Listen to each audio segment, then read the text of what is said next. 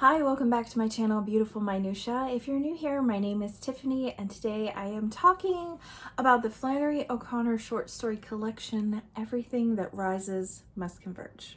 So we're drawing near to the end of January, and you may or may not have been participating in Flannery O January, which is basically just taking the month of January to focus on the amazing Flannery O'Connor and a lot of her works. So I was added as a co-host kind of late in the game. The original hosts are Noah from Everyone Who Reads It Must Converse. He has been reading The Violent Bear It Away, which is Flannery O'Connor's second and final novel. Christy Lewis from Dostoevsky in Space has been reading The Habit of Being, which is a collection of Flannery O'Connor's letters. And Victoria from A Musical Bookworm has been reading the short story collection A Good Man Is Hard to Find. As I already mentioned, I've been reading the short story collection Everything That Rises Must Converge. This is a short story collection that Flannery O'Connor had been working on and completed shortly before her death, but it was published posthumously. I didn't have much of a background with Flannery O'Connor, to be honest.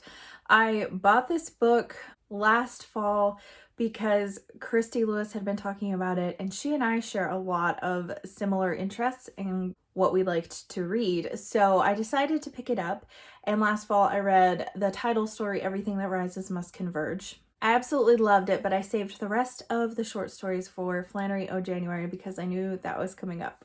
I'm really happy I did. I have really enjoyed reading through all of these this month. This short story collection has 9 works in it, and those works are Everything That Rises Must Converge, which is the title story, Greenleaf, A View of the Woods, The Enduring Chill, The Comforts of Home, The Lame Shall Enter First, Revelation, Parker's Back, and Judgment Day. So I saw Victoria had recently posted a video where she ranked all of the short stories in A Good Man Is Hard to Find, and I was like, that's a fun idea. I should do that with Everything That Rises Must Converge. So I decided that I'm gonna do it. It is the very end of January, so it is the end pretty much of Flannery O January. But if you have been reading any of the short stories from Everything That Rises Must Converge, I would absolutely love to hear your thoughts and rankings in the comments down below, or even if you just read a few, which one from here you really enjoyed. I actually enjoyed this entire collection. There was only one short story in it that I really kind of did not enjoy very much, and I think that the subject matter had a lot more to do with it than the actual story itself. So I would still kind of objectively, well, no, that's not objective. I was going to say objectively give it 3 stars, but I'm sure a lot of other people would give more to it. But the majority of the stories in this collection are unbelievable, and I really loved them. So let's go ahead and get into the ranking. Also, I should add that while I'm reviewing these short stories and ranking them, I'm going to try to be as spoiler-free as possible and not give away, because Flannery tends to have really crazy endings to a lot of her stories. And so I don't want to reveal any of the endings to any of these stories. But because these stories are short, most of them in the 20 to 30 pages ranges, you may prefer to know absolutely nothing at all going in. So fair warning that there may be more information than you want, but I am going to try to keep it spoiler free. So I already alluded to my bottom story in this book, and that is The Comforts of Home. So this story follows a young man, Thomas, who is in his 30s, I believe, and he lives with his mother. And his mother kind of has a heart of compassion where she really likes to have causes that she rallies around and people that she helps, and she really likes to help the people around her. Thomas kind of thinks this symbolizes her weakness, and he has a big issue when his mother starts bringing home this girl who has recently been released from prison and kind of has a reputation as a nymphomaniac. So this story has a lot of themes of prejudice and hypocrisy, especially because Thomas really feels like this girl is being really ungrateful to his mother and mooching off of her, but here he is, 30-something years old, living at home and contributing absolutely nothing to his home life or to his mother at all. So he really isn't that different from her in a lot of ways. It's just that maybe their pride and sinfulness manifests different outwardly. I also think there's a lot of themes of repressed sexuality and sexual feelings in this book, and I think that that's part of the reason why I didn't like this story as much, just because it had a really kind of icky and uncomfortable feel for me. Because you definitely kind of get the sense that although Thomas is like shunning this girl, there's like this part of him that is actually really attracted to her, and so there's just this really weird tension that is going on, and I just didn't really enjoy that. That's not really a storyline that I am usually interested or invested in. So that one was probably my least favorite. I still think it was a really solid story though, so just kind of wasn't my kind of story, I think. So moving on up the list is Revelation. So Revelation is about this woman, Mrs. Turpin, and she considers herself just this wonderful Christian lady. And she takes her husband to the doctor because he has some sort of injury that she believes is an ulcer. And while she's sitting in the waiting room, she has interactions with everyone around her. And it becomes really clear the state of her own heart, although she is not able to see that until something takes place in the waiting room of this doctor's office that kind of forces her to re-examine her motives and what she is really like. So there's definitely a lot of self-righteousness in this story, particularly in a religious sense, but also in terms of like classism and racism as well, because Mrs. Turpin considers herself better than basically white trash or any sort of black person. She considers herself better than all of them. And so there's just a lot of those themes in this book or story. I keep saying book. I don't know why. Anyways, so there's a lot of that in this story. The reason this one is so low on the list is actually because like the big turning point in the story that makes Mrs. Turpin kind of come to terms with who she really is rather than who she thinks she is just kind of didn't make sense to me. Like the way that played out just seemed kind of strange to me, and that's all I'm gonna say about that. I don't really, if I get into any more detail, it would be very spoilery, so I did like this one a little bit less. The next story on this list is The Enduring Chill. This is about a young man named Asbury who has gone away to college and has progressively gotten sicker and sicker, and finally decides that he is terminally ill and he's dying and he's going to come home to die. So then he has his interactions with his mother and his sister, which he has very strained relationships with, particularly his sister. And he just kind of wants to be like left alone to die, basically. So there are definitely themes of like religion and intellectualism in this, because Asbury considers himself a very intelligent and intellectual person and kind of considers himself above his family in that way. So like so many different stories by Flannery O'Connor, this book definitely tackles a lot of pride. But I think there's also themes of kind of like looking for a place to belong and community with others. That's definitely a big theme in this story as well. The next story on this list is Judgment Day, which I actually read this one with Noah. So it was really fun to read a story with someone else. This one is about an elderly man named Tanner who is from Georgia. And basically some circumstances occur where he is now forced to live in New York City with his daughter who's taking care of him.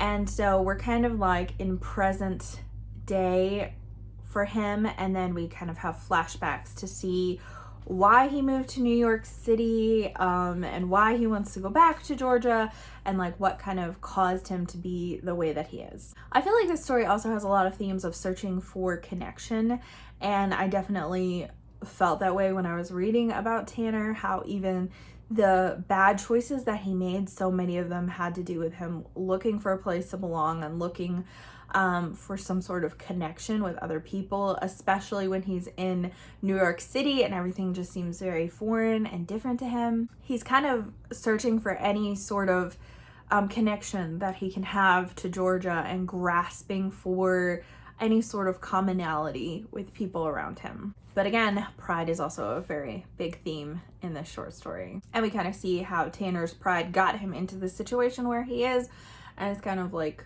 ultimately his downfall. So the next 5 stories on this list are my favorites in the collection, and all of these are definitely like 5-star stories, ones that I want to read like again and again. I actually kind of want to reread all of these again and again, but these ones were the ones that impacted me the most and I just enjoyed the most and got the most out of. So the next one would be Greenleaf. This was actually the first Flannery O'Connor story that I read for Flannery O January because it is the second story in the collection. So this follows Mrs. May, who is an older lady who owns a farm, and her 2 adult sons live on the farm with her, but they don't really help. They have their own occupations, their own things that they do outside the home, and they're just like very disrespectful and kind of lazy boys. And there's these neighboring people, this black family, the Greenleafs, and she like really looks down on them and how their children are and how their family is. And so she's incredibly like superior and racist without actually believing that she's being racist. But yeah, she's just incredibly superior to them, so she believes. And there's this bull that keeps escaping and coming onto her property, and it's the Greenleaf's bull, so she does not want this bull to have anything to do with her cows because apparently even her cows are superior to the Greenleafs. But she keeps having these dreams and stuff that are very like symbolic, and I think the ending of this story is probably one of the most ironic and also just endings to any of these stories, and I really loved it for that reason. The ending really made this one for me, which I guess is true for a lot of these short stories, but this was a really good ending. So the next story in here is Parker's Back. This is one of the last stories in the collection, so it's one of the ones that I have read the most recently and is most fresh in my mind.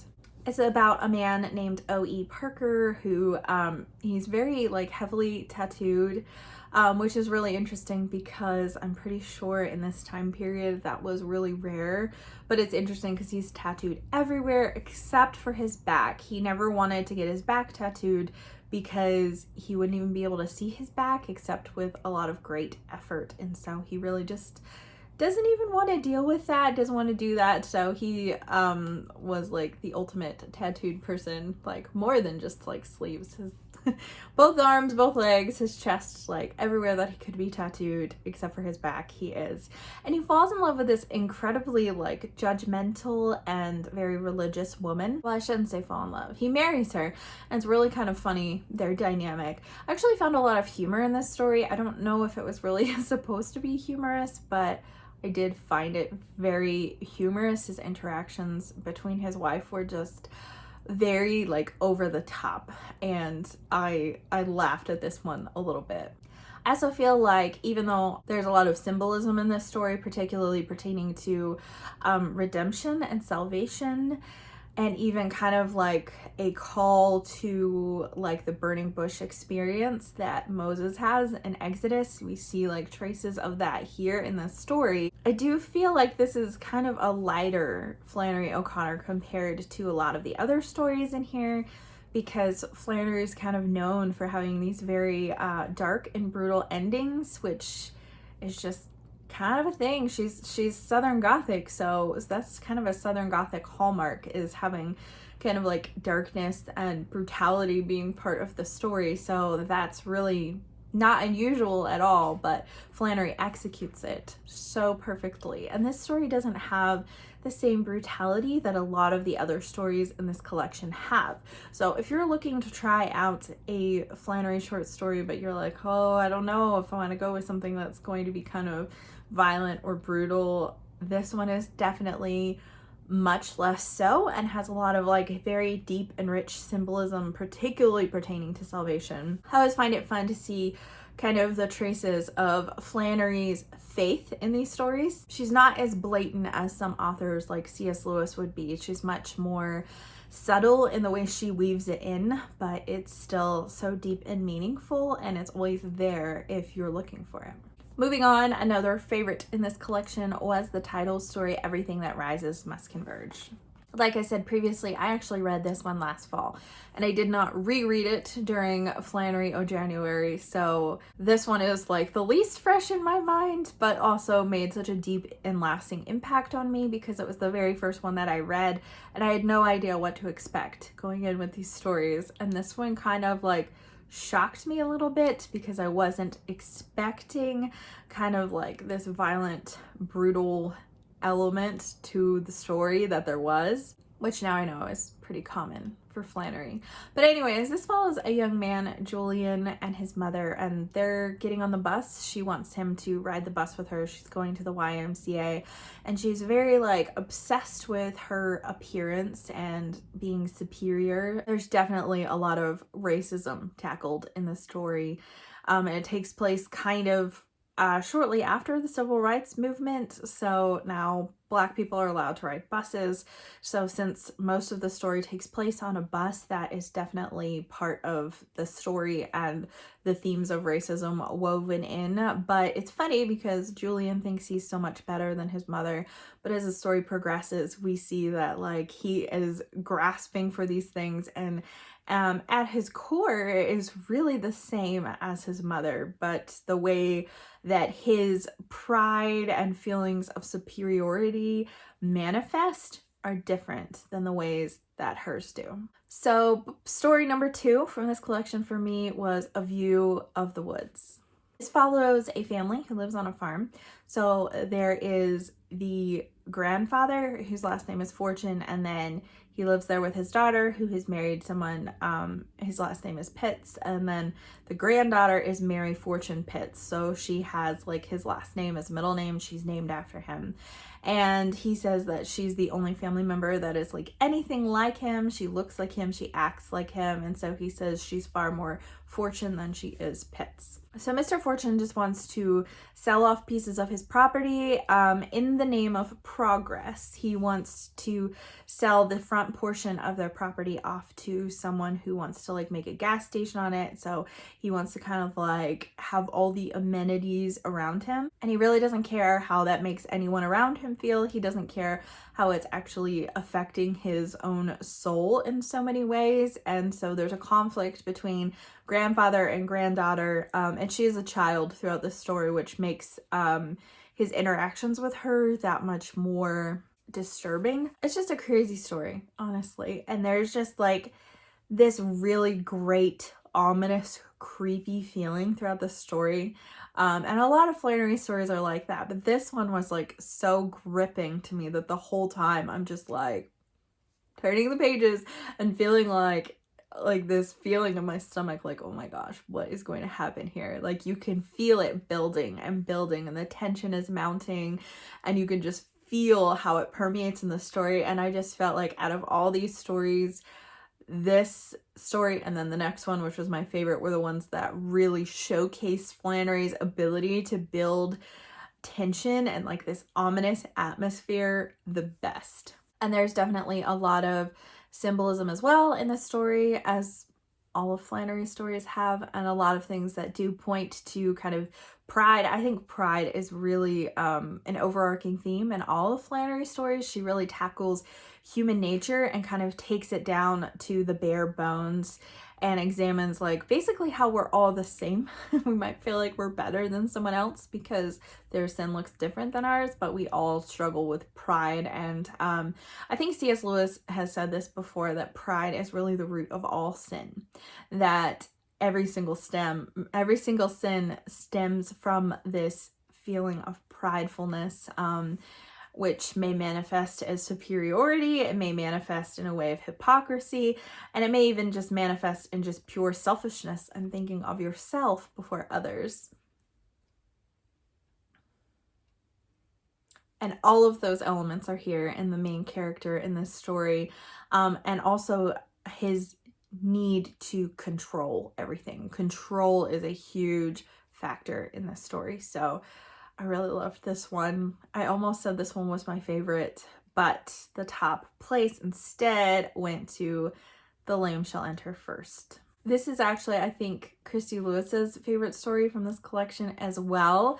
So I enjoyed being able to chat with her about this story because, oh my gosh, Whew. This is actually the longest story in this collection. It's about 50 pages long and is actually separated into 2 parts. I want to say chapters, but I don't know if they're intended to be chapters or just individual parts. This story follows a man, Shepherd. He lives with his son. His wife has passed away about a year since, and he thinks his son is like very selfish and very weak.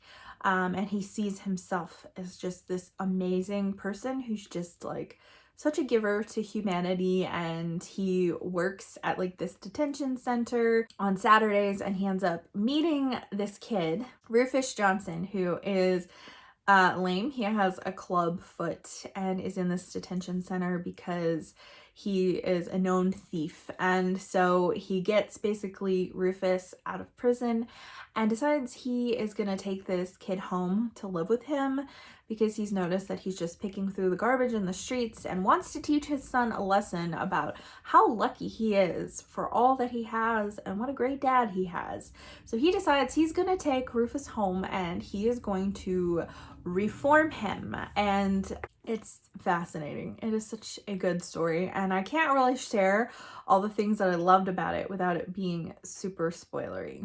I would say like the biggest theme in here is obviously pride, but there's a huge theme of spiritual blindness, of thinking that you have it all together, and you're too blind to even see that you're blind at all. Shepherd considers himself a man of science and thinks himself above religion. Meanwhile, Rufus, who is this uneducated little thief, is very religious, although he gets a lot of things skewed. And so those two are definitely at odds in this story, and they're both kind of reaching towards Shepherd's son and each kind of trying to pull Shepherd's son onto their side. I think Shepherd's son, Norton, was the one in the story that I felt the sorriest for, because he kind of felt like the innocent who gets caught in the crosshairs of these arguments and all the things that his father's trying to do, all the things that Rufus is trying to do, and Norton is just kind of like left hanging in the balance. There are so many things I love about this story, and I love just the way it examines salvation and redemption and spiritual awareness. It's just so good. They were all so good. I love this book. So if you have not really ever read any Flannery O'Connor, I would say that this is absolutely a great place to start, because it's where I started and I didn't feel like lost or confused in a way. So I definitely recommend for you to pick up this short story collection if you haven't read it. And if you have read some of the stories, I'd love to hear your thoughts in the comments down below. Which ones were your favorite? If you would have ranked this differently than me. I hope that no one felt like attacked by the way that like I ranked it, because I think everyone kind of has their own favorites and the ways that different stories hit them differently. So I love that even though there's overarching themes of pride and there's a lot of like religious symbolism woven throughout all of Flannery's stories, they still all have very different settings and even different feels, where some feel lighter and more humorous than others, and some are very dark, and the darkest ones were apparently my favorites. So I hope you enjoyed these attempting to be succinct but actually probably being quite verbose thoughts on the short stories and Everything That Rises Must Converge. Thank you so much for watching. If you like this video, please hit like and also subscribe so you can continue to see more bookish content from me, and I will see you again next time.